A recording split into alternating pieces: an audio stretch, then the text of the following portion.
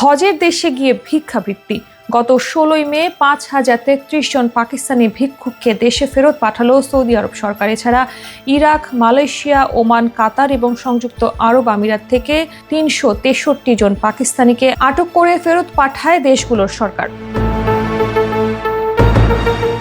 সম্প্রতি পাকিস্তানের জাতীয় পরিষদের স্বরাষ্ট্রমন্ত্রী মহসিন নাকভি এই তথ্য প্রকাশ করেন।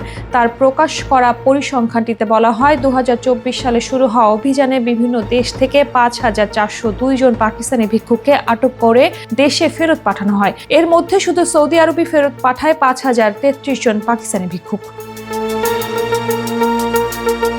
ফেরত পাঠানো এসব ভিক্ষুকের মধ্যে 2795 জনই পাকিস্তানের সিন্ধু প্রদেশের বাসিন্দা। এছাড়া পাঞ্জাবে রয়েছে 1437 জন, খাইবার পাখতুনখোয়ায় 1002 জন, বেলুচিস্তানে 125 জন, আজাদ কাশ্মীরে 33 জন এবং ইসলামাবাদের 10 জন বাসিন্দা রয়েছেন।